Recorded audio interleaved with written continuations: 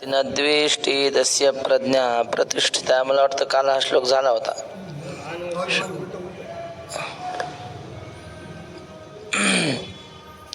श्लोक झाला होता. यः सर्वत्रान् अभिस्नेहः तत्तत् शुभाशुभं प्राप्य न अभिनंदती न द्वेष्टी तस्य प्रज्ञा प्रतिष्ठिता. जो महात्मा या जगामध्ये कुठल्याही गोष्टीशी स्नेह जोडून राहत नाही, म्हणजे प्रेम जोडून राहत नाही, आसक्तीने राहत नाही. शुभ म्हणजे चांगले सुखदायक घटना घडली किंवा अशुभ दुःखदायक घटना घडली तर त्याने तो न अभिनंदती म्हणजे सुखाच्या प्राप्तीने आनंदी होत नाही आणि न द्वेष्टी दुःखाच्या प्राप्तीने दुःखी होत नाही. असा जो असेल तस्य प्रज्ञा प्रतिष्ठिता, त्याची बुद्धी परमात्मा स्वरूपामध्ये प्रतिष्ठित झालेली आहे. जो सर्वदा सदा सरिसा परिपूर्ण चंद्रोका जैसा अधमोत्तम प्रकाशा माझी न म्हणे. जो सर्वत्र सदा सरिसा, जो सगळ्या जगामध्ये नेहमी सारखा असतो. ओवीचे नाही, ते लय कुठं नव्हतं. मग ओवीच्या आकडे श्लोकाचा अर्थ बरोबर आहे. जो सर्वत्र सदा सरिसा, सरळच अर्थ आहे ना. सर्वत्र म्हणजे सर्व जगामध्ये, सदा म्हणजे नेहमी, सरिसा समान रूपाने व्याप्त असतो. परिपूर्ण चंद्रुका जैसा, जसा पौर्णिमेचा चंद्र परिपूर्ण असतो तसं त्याचं जीवन असतं. सांगतो लक्षात आलं मला तुम्हाला काय सांगायचं ते.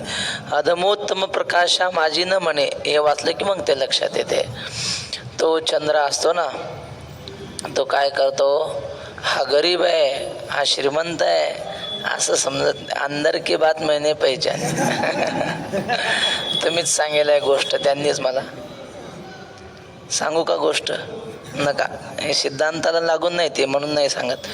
अधमोत्तम प्रकाशा माझी न म्हणे. चंद्र असा म्हणत नाही की हे गरिबाचं अंगण आहे त्याच्यात मी प्रकाश पाडणार नाही, श्रीमंताच्या राजवाड्यावरच प्रकाश पाडीन असं म्हणत नाही. 12व्या अध्यायात अशी ओवी आहे. ते दिव्याचं आहे का, घरीची उजेड करावा बारखी अंधारू पाडावा, हे नेण्याची गा पांडवादी पुजेसा, रायाचे देह चाळू का रंका पर्वते गाळू, हे नमनेची कृपाळू प्राणोपेगा, गायीची तृषा हरू का व्याघ्रा विष होनी मारू, ऐसे नेण्याचे का करतोय जैसे. तर अशा प्रकारची विषमता चंद्राच्या प्रकाशामध्ये नसते. ऐसी अनवच्छिन्न समता भूतमात्री सदयता आणि पालटू नाही चित्ता कवणे वेळे. अशा प्रकारची अनवच्छिन्न समता, अनवच्छिन्न म्हणजे अखंड समता, भूतमात्रांच्या ठिकाणी सदयता, भूतमात्रांच्या विषयी त्याच्या अंतःकरणात दया असते. आणि पालटू नाही चित्ता कवणे वेळे, अंतःकरणात त्याच्या बदल होत नाही. म्हणजे आपला मुलगा आला तेच प्रेम, आणि घरचा नोकर आला तेवढंच प्रेम. तुकोबारायचं प्रमाण सांगा.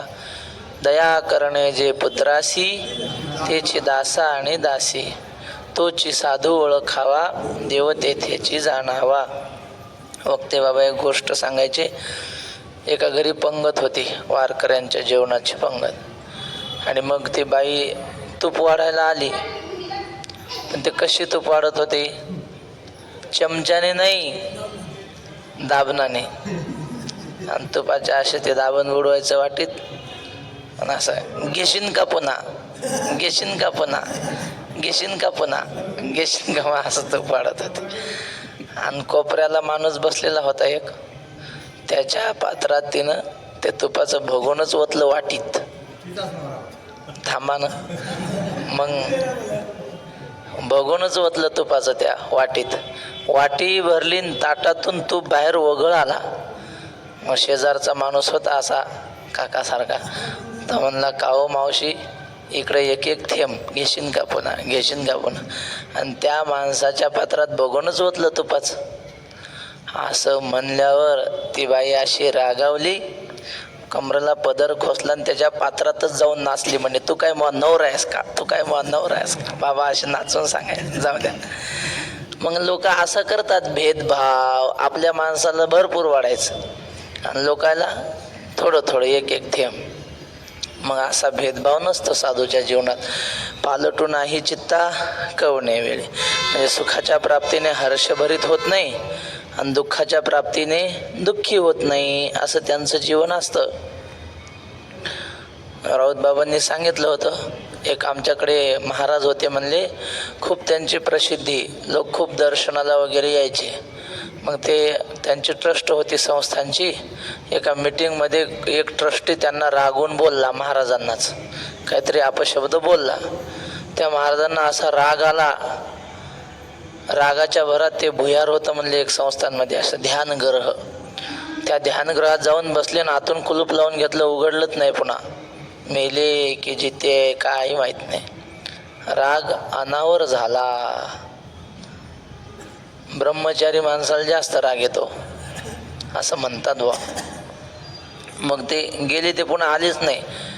सांगायचं तात्पर्य काय, महात्मा असा नसतो.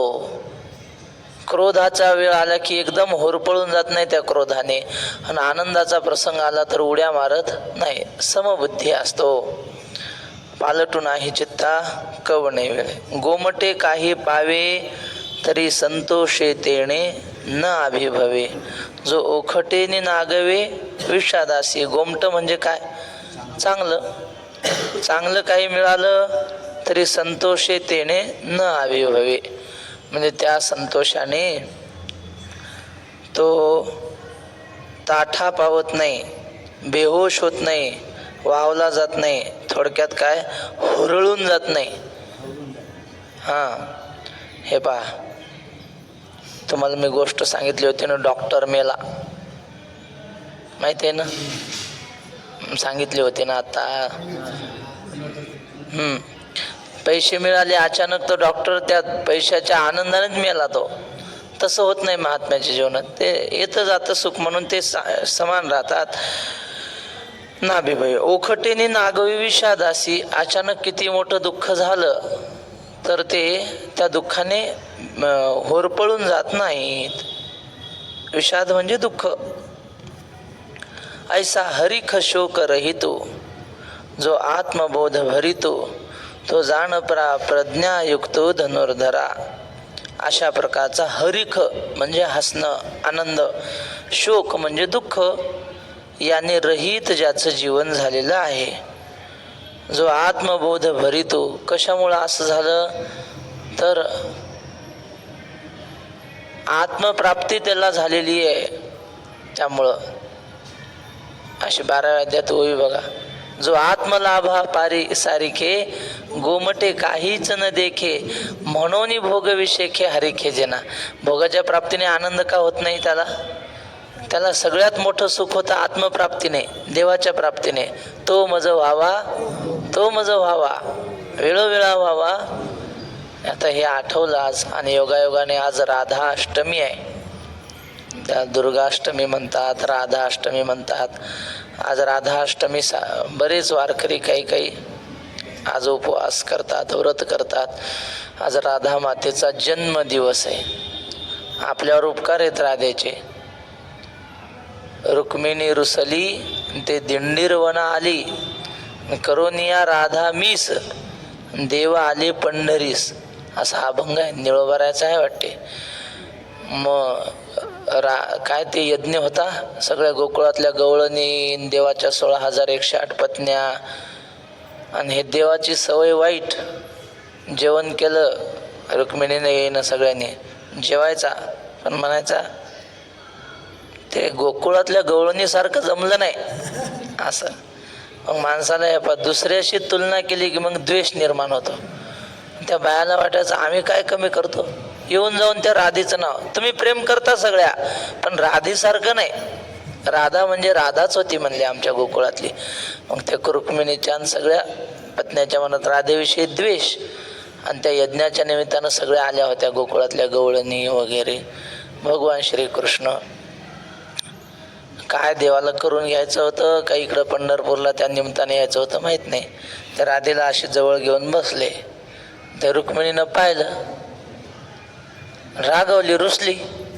म्हणजे राधेला जवळ घेऊन बसायचं काय काम आहे. रुसलीन ते दिंडी रोवणाला आली. इथे बा लखुबाई आहे ना, लोकांना माहीत नाही. लखुबाई माहीत नसते लोकांना.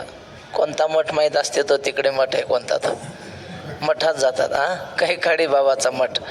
हे ऐतिहासिक पौराणिक पाहावं का आता निर्माण झालेले पुराणात वर्णन केलेले स्थळं पाहिले पाहिजे. लखुबाई आहे तिथं येऊन बसले रुक्मिणी माता. मग देव शोध घेत घेत त्या रुक्मिणीचं निमित्त केलं आणि पुंडलिकाचाही उद्धार केला आणि पुंडलिकाच्या निमित्तानं आपल्या सगळ्यांचा उद्धार केला. मग ती राधा जर देवाच्या जवळ गेली नसती तर रुक्मिणी इकडं आली नसती, आणि रुक्मिणी आली नसती तर मग आपण काय भक्ती केली असती. म्हणून राधेचे उपकार आहेत. करून या राधा मीस, मीस म्हणजे निमित्त, देव आले पंढरीस. म्हणून राधा अष्टमी बरेच वारकरी करतात. आज राधेचा जन्मदिवस आहे. जन्माचा श्लोक म्हणतो ना, त्या गर्ग संहिता आहे त्यात राधेच्या जन्माचा श्लोक आला. जन्माचा श्लोक असा आहे, वृषभानू गर्गाचार्यांना म्हणतात महाराज, जसा गोकुळामध्ये श्रीकृष्णाचा जन्म झाला तसं म्हणले माझ्याही घरी हे मुने राधिका नाम कन्या मे मंगलायना कस्मै वराय दातव्या वदत्वम सुनिश्चितम. हे महाराज, माझ्या घरी ही राधा नावाची मुलगी जन्मलेली आहे. असं वृषभानू म्हणजे राधेचा वडील त्यांनी यांना सांगितलं गर्गाचार्यांना. तेव्हा गर्गाचार्य म्हटले, श्रीकृष्ण पट्टराज्ञिया गोलोके राधिकाभिधा त्वद्गृहे सापि संजाता त्वं न जानासि तां पराम. ते गर्गाचार्य म्हणतात, ऋषभानो, ही तुझ्या घरी जी मुलगी जन्मालेली ती सामान्य नाही. श्रीकृष्ण पट्टराज्ञी, श्रीकृष्णाची पट्टराणी आहे. आणि गोलोके राधिका भिधा, गोलोकामध्ये तिचं राधिका हेच नाव आहे श्रीकृष्णाच्या लोकामध्ये. आणि त्वद्गृहे सापी संजाता, तुझ्या गृहामध्ये तिने अवतार घेतलेला आहे. त्वं न जानासि तां पराम, तू त्या राधिकेचा अधिकार जाणत नाहीस. म्हणून या दोन श्लोकामध्ये राधिकेच्या जन्माचा उल्लेख आहे गर्ग संहितेमध्ये. आता गर्ग संहितेत राधेचा कृष्णाशी विवाह लागलेला आहे. आणि मग इकडं तर अनया राधेचा पती सांगतात. पण आता राधा काही एकच असतील का? एका नावाचे तीन तीन माणसं असू शकतात की नाही सांगा. माझंच आमचंच नाव 3 जणांचं सारखंच आहे आळंद. नाही 4 असतील पण सध्या इथं तर आहे की नाही, ज्ञानेश्वर माधवराव कदम, ज्ञानेश्वर विठ्ठल कदम, ज्ञानेश्वर निवृत्ती कदम, तिघे आम्ही एकाच संस्थेचे विद्यार्थी. मग एका नावाचे 3 माणसं सहज असू शकतात. बरं, आम्ही काही एका भागातले नाहीत, प्रत्येकाचे जिल्हे वेगळे, तालुके वेगळे. मग तसं राधा नावाच्या 2 असतील भगवंताची भक्ती करणाऱ्या. एकीचा श्रीकृष्णाशी विवाह झाला, एकीचा अनयाशी विवाह झाला आणि ती श्रीकृष्णाची भक्ती करत होती, असंही मानता येतं. किंवा शास्त्राच्या भाषेत सांगायचं तर कल्पभेद मानायचा. कल्पभेद म्हणजे द्वापार युग काही एकदा झालं का? अनेक वेळा कलियुग हजारो वेळा होऊन गेलेले आहेत. मग एका युगामध्ये राधिकेचा कृष्णाशी विवाह झाला, एका युगामध्ये दुसऱ्याशी अनयाशी विवाह झाला, असंही मानता येतं. मग नाथमाजाची गवळण आहे ना, खेळे भवरा गे बाई भवरा या राधिकेचा नवरा, ह्याच्यावरून राधिकेचा कृष्णाशी विवाह झाला असंही लक्षात येतं. दोन्ही प्रकारचे संत प्रमाण आहेत. असो, राधिकेचा गोकुळातल्या गवळणींचा आदर्श आपण एवढा घ्यावा की यथा व्रज गोपिका नाम, देवाची भक्ती कशी करावी? गोकुळातल्या गवळणीसारखी. नारद महर्षी म्हणतात, कशी भक्ती केली हो त्यांनी सगुण भक्ती केली. तो उद्धव आला होता, देवाने पाठवलं त्याला. उद्धवा सांतवन करजा त्या गोकुळवासी जनांचे. त्या गवळणी सारख्या रडतच राहायच्या कृष्णासाठी. 2-2 दिवस जेवणच करायचं नाही. मग ते कृष्णाला कळली बातमी. मग उद्धवाला पाठवलं. लहान लेकरू रडायला लागलं. बाबा म्हणायचे त्याला पोंगा पंडित दिलं की ते ग बसतंय. पोंगा पंडित आता तुम्हाला माहित असणार, आम्हाला काय माहित काय ते काय पोंगे, आमच्याकडे नड्डे म्हणतात. ते दुकानावर भेटतात ते खायचे. पोरायचे खाऊ दिला की शांत बसतात पोरं. पण जाणता माणूस, मोठा माणूस रडायला लागल्यावर त्याला काय पोंगा पंडित देऊन शांत बसते का तो? त्याची समजूत काढावं लागते. मग उद्धवाला पाठवलं गवळणीची समजूत काढायला. उद्धव आला, गवळणींना सांगू लागला, तुम्ही किती वेड्या बाया आहेत म्हणे. अगं कृष्ण काय एवढा एवढा आहे का आपल्यासारखा? चराचरामध्ये विठ्ठल जळीस्थळी भरला, रिता ठाव नाही उरला, आजी मी दृष्टीने पाहिला विठ्ठलची विठ्ठल. बाबांनी म्हटलेलं मी लिहून घेतलेलं ते सांगतो. तेव्हा ते ब्रह्मज्ञान म्हणलं की सगुण भक्ताला जांभळ्या येतात. त्याला ऐकू वाटत नाही. भक्ती सांगा मग ऐकू वाटते. झालं. मग तर उद्धव ब्रह्मज्ञान सांगायला लागला गवळणींना. कौन ब्रह्म कौन ज्योती, ज्ञान कौसुक हे उधो, हमरे सुंदर श्याम प्रेम को मार्ग सुधो. ते ब्रह्मज्ञान ऐकलं. गवळणी म्हटलं ते ब्रह्मज्ञान आम्हाला माहीत नाही. आमच्या श्रीकृष्णाची सरळ सगुण भक्ती एकदम सरळ आहे, सुधो. नैन बेन श्रुती नासिका, मोहन रूपल खाई, सुधी बुधी सब मुरली हरी, प्रेम ठगोरी ठाई. त्या गवळणी म्हटल्या नैन बेन श्रुती नासिका, किती सुंदर त्याचे डोळे, त्याचं नाक, त्याचं मोहक रूप, आणि त्याने वाजवलेली मुरली. त्याने मुरली वाजवली की आम्ही सुधबुध विसरून जायच्या. हो, नाही ते शेपक गवळ नाही ना. तुझ्या मुरलीने सुध बुध हरली रे, नको वाजवू श्री हरी मुरली. गात्यात आहे का? प्रल्हाद शिंद्यानं म्हणलेली आहे ते. पण जाऊ द्या कशी का असना, पण आपल्याला नाथरायाची गवळ नाही ना. तुझ्या मुरलीची ध्वनी अकल्पित पडली काने, विव्हळ झाले अंतःकरणे मी घरधंदा विसरले, आहारे सावळिया कैसी वाजवली मुरली. त्या श्रीकृष्णाने मुरली वाजवली की यांचा सगळं व्यवहार विसरूनच जायच्या गवळणी. एका गवळणीनं रायतं केलं, काय म्हणतात ते आंब्याचं लोणचं आणि ते भरणीत भरलं असं. आणि शेजारी पोरगी रडून राहिली, तिचं नाव हरणी, आणि त्यात वाजली मुरली श्रीकृष्णाची. मग आता ही विसरली देहभाव. ते रायत्याची भरणी शिक्यावर ठेवायची, तिनं भरणी ठेवली खाली ना हरणीच शिक्यावर ठेवली. मग आता ती आणखी ओरडायला लागली, पण ही देहभान विसरली ना. श्री गुरु राऊत बाबा आणखी सांगतात प्रसंग, पण आपल्याला आता ते काल्याचं कीर्तन नाही, थोडक्यात सांगायचं. श्रीकृष्णाच्या मुरलीचा परिणाम असा व्हायचा, त्या गवळणी चूल पेटवायला बसल्या आणि श्रीकृष्णानं मुरली वाजवली की ते माणसाच्या डोळ्यात पाणी येईल यात काय नवल. ते लाकडं पाजरायचे, त्याला ओलावा सुटायचा लाकडाला. मग चूल कशी पेटल? त्या गवळणी म्हणायच्या, कृष्णा तुला मुरली वाजवायची खुशाल वाजव, पण निदान स्वयंपाकाच्या वेळेला तरी मुरली वाजवत जाऊ नको. कन्हैया मधुर मुरली रवम रंधन समये मा कुरु. रंधन समय म्हणजे स्वयंपाकाच्या वेळेला मुरली वाजवत जाऊ नको बाबा, असं त्याच्या मुरलीचं वर्णन केलं. राऊत बाबा सांगतात, ती मुरली होती ना, देव तिला सोडून राहतच नव्हता. झोपला की असं उशाला ठेवायची मुरली. गाई वळाय चालला कमराला खवायची, वाजवायच्या वेळेला ओठावर घेऊन वाजवायची, कायम सोबत मुरली. त्या गवळणीला आश्चर्य वाटायचं, आपल्याला देवाचं दर्शन घ्यायसाठी काही निमित्त करावं लागतंय. भरीला ओलंडोनी रीता करी, घटन मिस पाणी याचे गोविंदाची चट, आणि मग त्याचं दर्शन होतं भाग्याचा उदय झाल्यावर. आणि या मुरलीचं काय भाग्य, कायम याच्यासोबत. मग बाबा म्हणले त्या मुरलीच्या भोवती उभ्या राहिल्या या सगळ्या गवळणी. तिला विचारू लागल्या, का ग तू काय पुण्य केलंस म्हणून तुला नेहमी श्रीकृष्णाची संगत घडते? असं म्हटल्यावर ती मुरली म्हणली, मी पुण्य वगैरे काहीच केलं नाही, फक्त आतल्या गाठी मोकळ्या केल्या म्हणे.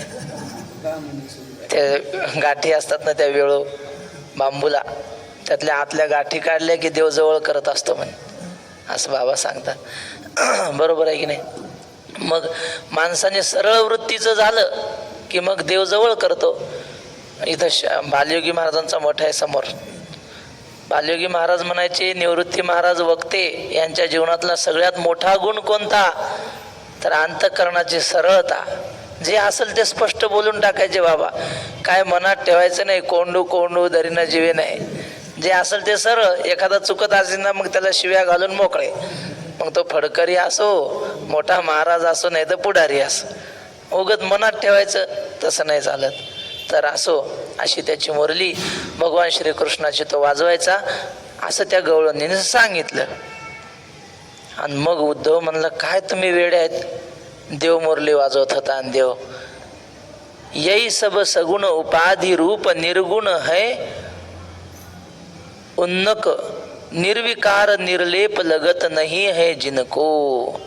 तो उद्धव म्हटला, अगं हे सगुण रूप आहे, सोंग आहे त्याचं, सोंग धरियली सोंगे येणे अवघी. खरं स्वरूप निर्गुण स्वरूप आहे देवाचं. हे काय खरं आहे का? उगच सोंग धरलंय. सगुण उपाधी आहे ती, निर्विकार निर्लेप लगत नाही जिनको. ज्या भगवंताला तिन्ही गुणाचा लेप लागत नाही असं त्याचं निर्गुण स्वरूप आहे. आणि मग त्याचं स्वरूप कसं, हात पाय नाही नासिका, नैन बैन नाही कान, अच्युत ज्योती प्रकाश सही सकल विश्व के प्राण. त्याला हात नाही, त्याला पाय नाही, त्याला डोळे नाहीत, त्याला वाणी नाही म्हणजे मुख नाही, कान नाहीत. अच्युत ज्योती प्रकाश ही सकल विश्व के प्राण. तो सगळ्या विश्वाचा प्राण स्वरूप असलेला निर्गुण परमात्मा आहे. असं म्हणल्यावर ती एक गवळण आली पुढं, राधिका.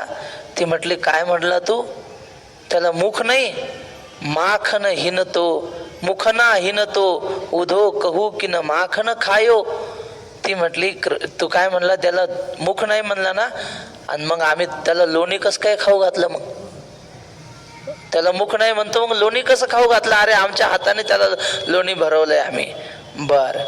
आणि पाय बिन गौ संग कहो बन बन कौ धावो. तो म्हणतो त्याला पाय नाहीत, आणि मग गायीच्या मागं दिवसभर जायचा बिना चपलाचा. ते गायीच्या मागं कसं काय पळायचा म्हणले, पाय नाही म्हणतो तर. पुन्हा आखिन मे अंजन दियो गोबर धन दियो हात, आखन मे अंजिन दियो.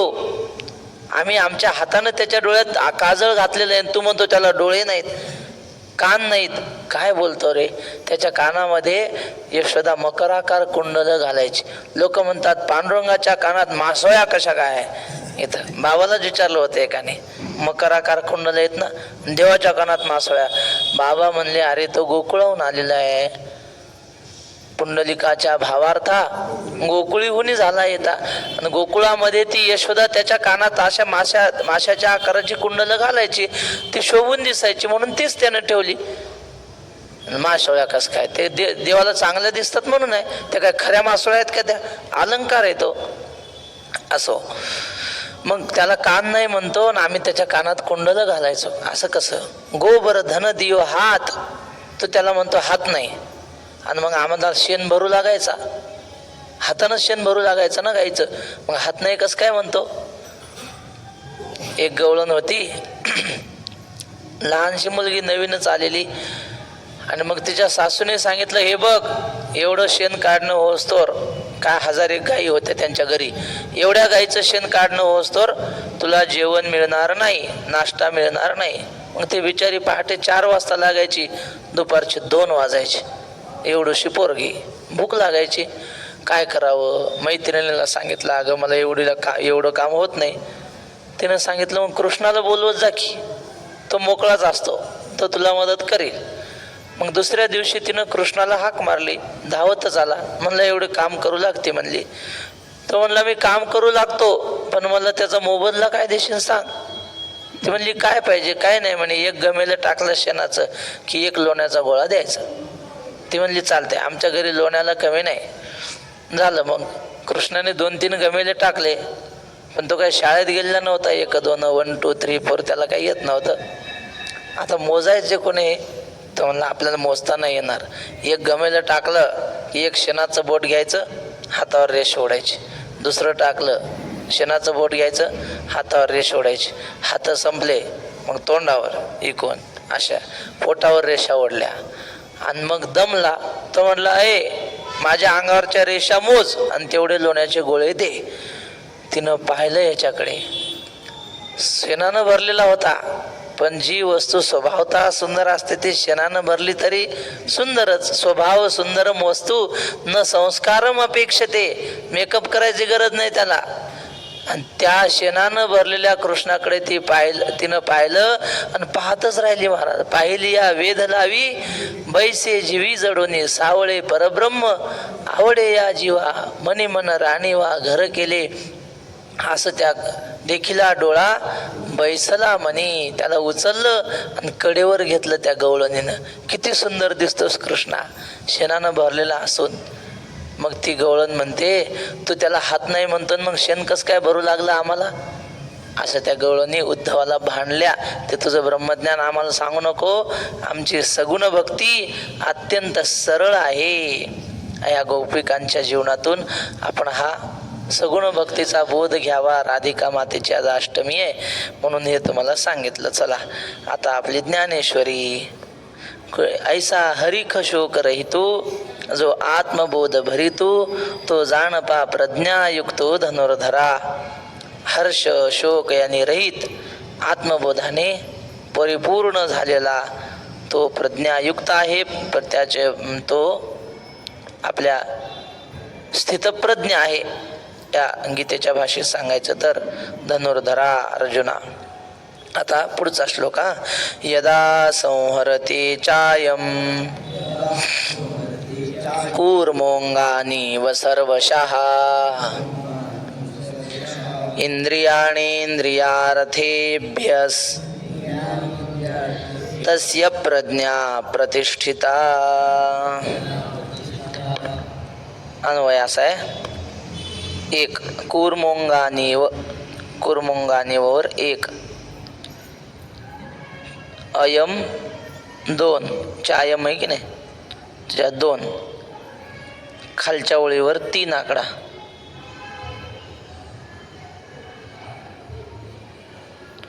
वर यदा संहरते चार आणि तस्य खालच्या ओळीमध्ये तस्यवर पाच. आता अर्थ सांगतो. कूर्मः अंगानी इव सर्वशः इंद्रियाणि इंद्रियार्थेभ्यः. कूर्मः अंगानी इव अयम इंद्रियाणि इंद्रियार्थेभ्यः यदा संहरते. कासव काय करतो? कूर्म म्हणजे कासव. आनंदी असला की असे आपले अवयव फैलावतो, पोहतो त्या पाण्यामध्ये. आणि थोडा काही खडाबिडा पडला पाण्यात, कोणी असं काही टाकलं, त्याला संशय येतो, लगेच आपले अवयव असे आवरून घेतो आणि खाली जाऊन बसतो, लपतो कासव. त्याला वाटलं तेव्हा अवयव बाहेर काढतो मोकळे, पुन्हा हातपाय त्याचे असतात ते, आणि वाटलं की लगेच आत घेतो. त्यानं आत घेतले त्याचे हातपाय आणि तो जर असा पडला ना, असं म्हणतात त्या कुऱ्हाडीनं तोडलं तरी फुटत नाही तो, त्याला काहीच नाही होत. म्हणून ते पुन्हा युद्धामध्ये ढाली असतात ना, तर ढाली कासवाच्या करायचे जुने लोक. त्याला किती तलवारी मारा, त्याला लागतच नाही कासवाचे, ते लय निबर असतं त्याचं. तसं तो कासव काय करतो? आपले अवयव आवरतो वाटेल तेव्हा, आणि वाटेल तेव्हा अवयव मोकळे करतो. तसा हा महात्मा असतो.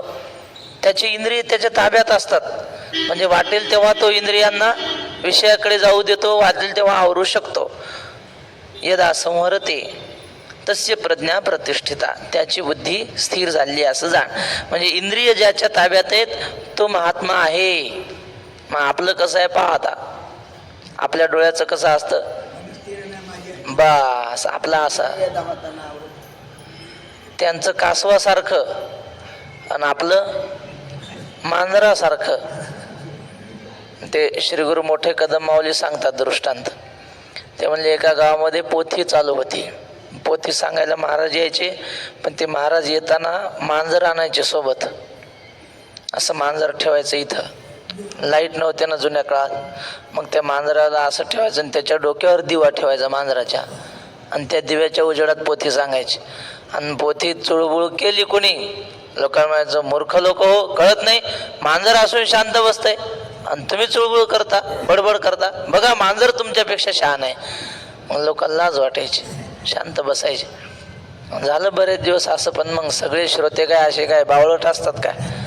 एक हुशार होता, तर म्हणलं मांजर शांत कसं काय बसतं बघूच आपण, आणि मांजराच्या आवडीचा पदार्थ आणल्यावर मग मांजर पुणे जिल्ह्यातला असो, हिंगोली जिल्ह्यातला असो, नाही तर पंढरपूरचा असो, त्याला ठाणे तर ठाणे सगळीकडल्या मांजराला उंदीर आवडतं. तर दुसऱ्या दिवशी उंदीरच घेऊन आला तो माणूस, आणि मुद्दाम काहीतरी बडबड केली. महाराज म्हणले, गाढवा कळत नाही, मांजर असून शांत बसले. आणि तो म्हणला, हो महाराज माफ करा. आणि त्यानं ती आणली पिशवी, ते सोडला दोरा, उंदीर पळाला मांजराच्या पुढून. पोथी चालू होती चांगली रंगात आलेली. जो उंदीर पळाला आणि मांजराने पाहिलं, मांजरानं काही विचार केला नाही पोथी कितीचा, दिली उडी टाकून उंदराच्या मागे, तर दिवा महाराजाच्या अंगावर. पुढं काय झालं ते मला माहित नाही, पण उंदीर दिसला की मांजर शांत बसू शकत नाही. तसा विषय दिसला की आपली इंद्रिय शांत बसू शकत नाही. विषय दिसला की उडी मारलीच समजा. मग तुकाराम महाराज म्हणतात, ते विचार करत नाही मन, न विचारी कुडे काही कपट, घात बळकट मानेला पुढे खड्डा आहे की काटे आहेत, काही विचार करत नाही. काय काय करीतो या मना, परी नायिके नारायणा, करू नये त्याची करी विवंचना, नेऊ पतना आदरिले बलतिया, सवे धावे सैराट, वाट आडवाट दरे दरकूट, न विचारी कुडे काही कपट, घात बळकट मांडीला. आपलं असं आहे, आपलं मन विषय दिसला की तिकडं धावतं, त्याचा वाईट चांगलं ह्याचा काही विचार करत नाही. पण महात्म्याची इंद्रिय कासवासारखी असतात, त्याला वाटेल योग्य वाटेल त्यावेळीच तो विषयामध्ये जातात, आणि मग अयोग्य वाटलं की लगेच तो विषयांना आवरू शकतो. ज्ञानेश्वर महाराजांनी 14व्या अध्यायात एक ओवी लिहिली, नायकावे ते कानची वाळी, न पहावे ते दिठीची गाळी, अवाच्य ते टाळी जिव्हाची गा. महात्म्याची इंद्रिय वाईट शब्द कानालाच ऐकू वाटत नाहीत. पिक्चरचे गाणे लावण्या हे त्याच्या कानाला आवडतच नाही. तो म्हणतो, कोणाच्या घरी गेलं टी व्ही चालली असली ना, ते आधी बंद करा म्हणतो, मग काय असेल ते बोल. ते शब्द कानाने ऐकू वाटत नाही त्यांना. नायकावे ते कानाची वाळी, न पाहणे ते दिठीची गाळी. आणि जे परमार्थाला प्रतिबंधक अशी दृश्य आहेत ना, डोळ्याला आवडतच नाहीत महाराज. तर म्हणतो, दर्शनाला चला, देवाचं दर्शन घेऊ. पिक्चरला आणि पिक्चरला आम्ही जात नाही, मोबाईल पाहत बसत नाही. ते मोबाईलमध्ये 10% चांगलं 90% दुसरंच येते काही, मग ते त्याला आवडत नाही. देवाचं रूप पाहावं वाटतं. डोळे तुम्ही घ्या रे सुख, न पाहावे ते डिटी, अवाच्य ते टाळी जिव्हाची गा. त्याच्या वाणीला वाईट शब्द यायचे, वाणीलाच आवडत नाही वाईट बोलायला, असा तो असतो. याला म्हणतात इंद्रियांचा स्वामी. तुकोबारायांनी लिहिले ना, इंद्रियांचे धनी आम्ही झालो गोसावी. काम क्रोध बंदी खाणे, तुका म्हणे दिली दोन्ही, इंद्रियाचे धनी आम्ही झालो. माऊली म्हणतात, आता का कूर्म जिया परी, वाईला अवेव पसरी, ना तरी इच्छा वशी आवरी, आपुली आपण.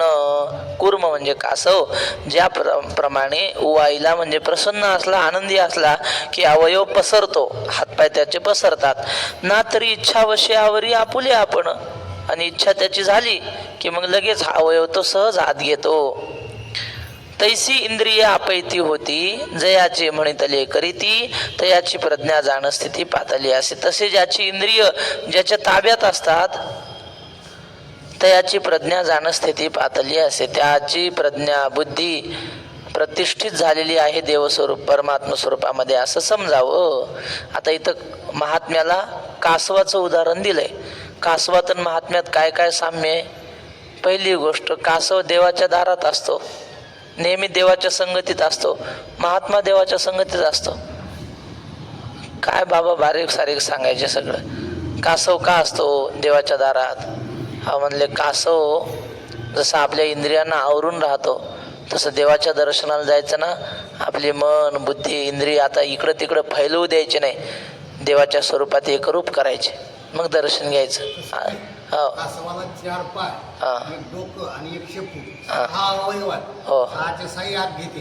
तसे तुम्ही षडविकार जाताना आतमध्ये घ्यावा. पहा बरं, 6 विकार आहेत माणसाच्या: काम, क्रोध, मद, मत्सर, दंभ, अहंकार. हे 6 विकार कासवाचे जसे तो अवयव आत घेतो तसे आपण 6 विकार आवरून मग दर्शनाला जावं. हे एक. बरं, मंदिरामध्ये घंटी असते. आता इथं काढून ठेवली, बरं झालं, नाहीत लोक विक्षेप करतात. का असते घंटी काय माहित. लोक म्हणतात देव झोपेला असतो आणि त्याला जागा करा. आणि देव झोपल्यावर तुम्ही आपण जिवंत राहू का? तसं नाही, जागा नाही करा लागत. हा, बैरा घ्या. काही बी लोकांना काय तसं नाही. ते बाबा सांगायचे, हे पहा, आपण ज्या व्यक्तीला, मोठ्या माणसाला भेटायला गेलो त्याला आपण म्हणतो, काय राव तुम्ही किती छान बोलता, मग त्याचं वर्णन करतो की नाही? केलंच पाहिजे, व्यवहार येतो. किंवा आपल्याकडं कोणी आलं तो आपलं वर्णन करतो. परस्परम प्रशंसन्ति. मग देवाच्या वर्णनाला, मुक्ताबाईच्या दर्शनाला गेलो, मग मुक्ताबाईचं वर्णन केलं पाहिजे. शरणागत दीनार्थे परित्राण परायणे सर्वस्यार्थी हरे देवी मुक्ताबाई नमोस्तुते. आहे की नाही? पांडुरंगाच्या दर्शनाला गेलो, समचरण सरोजम सांद्र नीलांबोदाभम जगननिहित पाणी मंडणम मंडनानाम तरुण तुलसीमाला कंदरम कंजनेत्रम सदय धवलासं विठ्ठलम चिंतयामी. असं होतं की नाही? त्या त्या देवाचं वर्णन करतो. पण हे सगळ्यांना जमन का? हे श्लोक पाठ असतात का सगळ्यांना? नाही. मग सगळ्यांना देवाचं वर्णन करता यावं, ती घंटी वाजवणं म्हणजे त्या देवाची स्तुती करणं आहे. त्याच्या दारातलं तो घंटी वाजवली की त्या देवाची ती स्तुती होते आणि मग दर्शन घ्यायचं. यासाठी ती घंटी असते, असं बाबा सांगायचे. तर कासव हे आपल्याला सांगत होतो. कासवातून महात्म्यात साम्य हे आता इंद्रियांचं माऊलींनीच सांगितलेलं आहे. दुसरं साम्य काय सांगितलं? सान्निध्य देवाचं. तिसरं साम्य असं आहे, कासव आनंदाने पोहत असतो की नाही याच्यामध्ये, विहिरीमध्ये वगैरे. आपण गेलो पाहायला आणि कासवाला दिसलं, आपल्याला कोणीतरी पाहते, लगेच कासव खाली जातो. आपल्याला कोणी पोहताना आनंदात पाहू नये असं त्याची भावना. मग महात्म्याचं तसंच आहे. आपला परमार्थ कोणाला दिसू देत नाही महात्मा, झाकून. कोणी पाहता असं दिसलं की लगेच आवरून घेणार, दिसू द्यायचा नाही परमार्थ, झाकून परमार्थ करतात. आणखी काय, कासव पिलेला पाजत नसतो. आपल्या कासवी काय करते, फक्त असं डोळ्यात डोळे घालून पाहिलं, नजर टाकली प्रेमाने की त्या लेकराची भूक जाते म्हणे, पाजायचं काम नाही. तसं महात्म्याने हा वा, कासवीचे बाळ वाढे कृपादृष्टी आणि दुधा नाही भेटी अंग संगे. जवळ घेत नाही त्या लेकराला, दूधही पाजत नाही, आणि ते कृपादृष्टीनंच वाढतात त्या कासवीच्या. तसे महात्मे कृपादृष्टी टाकून साधकाला वाढवतात. कृपा. हा, ते आता मला विचारता का? मला काय माहिती, ते हिरीत जाऊन पहा. मग अंडी दिलेला प्राण्याला स्तन नाही. हा, जो प्राणी अंड देते त्याला स्तन नाही. हा, बर, चाल जाते. आता पाण्यात तुकाराम महाराजाला विचारले एकाने, पाण्यातला मासा झोप कसा घेतो? ते म्हणले, बघ तू मासा होय आणि तू अनुभव घेऊन सांग. पाण्यातला मासा झोप घेतो काय? जावे त्याच्या वंशात तेव्हा काळे. ते काय आपल्याला साधू संतांनी लिहिलं सांगायचं झालं. एक माणूस मार्ग मामासाहेबांना म्हणले, हो म्हणले स्वर्ग असतो का? खरंच आहे का स्वर्ग? मामासाहेब म्हणले, बा ग्रंथात लिहिलं आम्ही सांगतो. तर म्हण नाही नाही, स्वर्ग खरंच असतो का सांगा. मामासाहेब म्हणले, ते मला माहीत नाही, पण स्वर्गाला जायचा मार्ग माहीत आहे, तुम्ही जात असले तर मी सांगतो. म्हणजे काय मार्ग आहे? काय नाही, मेलं की स्वर्ग दिसतो, मरा म्हणजे स्वर्ग दिसतं, झालं. असो. तर असं कासवासारखी ज्याची इंद्रिय ताब्यात असतात तो महात्मा, त्याची बुद्धी प्रतिष्ठित असते. विषया विनिवर्तन्ते निराहारस्य देहिनः. बोला. निराहारस्य दे रसवर्जम रसोप्यस्य परम दृष्ट्वा निवर्तते. आता श्लोक घेतला असता पण वेळ नाही, 2 मिनिटं राहिले, पण त्याच्यात एक छोटीशी गोष्ट सांगतो. आता मला काय होते, ते बाबाच्या गोष्टी आठवतात. बाबा त्यांच्या अधिकारवाणीनं सांगायचे, आमचे अधिकार कमी पडतो ना, त्यामुळं मग सांगू की नको सांगू की नको सांगू असं होते. पण मग सांगतोच आता, तुमची सगळ्यांची इच्छा आहे. म्हणून काय होतं इथं माऊलीने काय लिहिलंय, तैसी इंद्रिय आपैती होती जयाचे म्हणितले करती, तयाची प्रज्ञा जाण स्थिती पातली असे. इंद्रिय कुणाचे ताब्यात राहतात? रामायणात प्रसंग आहे, बाबाने लिहून ठेवलाय रामायणात. प्रभू रामचंद्र स्नानासाठी गंगेवर निघाले सीतामाता झाडाला टेकून अशी बसली होती, डोळे लावून. काय ध्यान चालू होतं, जप चालू होता माहीत नाही, अशी झाडाला टेकून बसली. लक्ष्मण होते, काय चालू होती झाडझूड सेवा अंगणातली. देव म्हटले, लक्ष्मणा मी स्नानाला जाऊन येतो, लक्ष ठेव बरं, सीता आहे तिथं झाडाखाली बसलेली आहे. हो म्हणले दादा, या जाऊन. देव गेले स्नानाला आणि लक्ष्मण महाराजांची स्वच्छता वगैरे चालू होती आश्रमाची. तेवढ्यात काय झालं, सीता मातेला डोळा लागला आणि त्या अशा पडल्या तिथंच ओट्यावर झाडाखाली. आणि वारं आलं आणि त्या सीता मातेच्या अंगावरचं एकच वस्त्र होतं ते उडून गेलं. आता लक्ष्मणाला लक्ष ठेवायला सांगितलं होतं ना सीतेवर. आश्रमातच थांबले, आता बाहेर कसं जावं निघून, देवाने सांगितलंय. थांबले तिथं, त्यांची सेवा चालू. थोड्या वेळानं रामचंद्र प्रभू आले आणि त्यांनी हा प्रसंग सगळा पाहिला. लगेच गेले, सीतेला जागं केलं. सीता वस्त्र अंगावर झाकून गेली घरामध्ये, त्या खोपीमध्ये. रामप्रभूंनी लक्ष्मणाला विचारलं, लक्ष्मणा पुष्पम दृष्ट्वा फलम दृष्ट्वा दृष्ट्वा स्त्रीणाम च यौवनम कस्य नोच्चलति मनः. चांगलं सुंदर फूल पाहून, स्त्री पाहून कुणाचं मन विचलित होत नाही, असं विचारलं रामाने लक्ष्मणाला. लक्ष्मण देवाने दिलेलं उत्तर फार सुंदर आहे. ते म्हटले, देवा खरं सांगू, पिता यस्य शुचिर्भूतो माता यस्य पतिव्रता उभयाभ्याम समुत्पन्नो तस्य नोच्चलति मनः. ज्याचा बाप पवित्र असेल आणि ज्याची आई पतिव्रता असेल ना, त्याच्यासमोर कसाही प्रसंग आला त्याचं मन विचलित होत नाही. हे लक्ष्मणाने दिलेलं उत्तर आहे. उभयाभ्याम समुत्पन्नो तस्य नोच्चलति मनः. त्याची इंद्रिय किंवा त्याचं मन विचलित होत नाही. तसा हा महात्मा असतो. शुद्ध बीजापोटी फळे रसाळ गोमटी, मुखी अमृताची वाणी, देह देवाचे कारणी.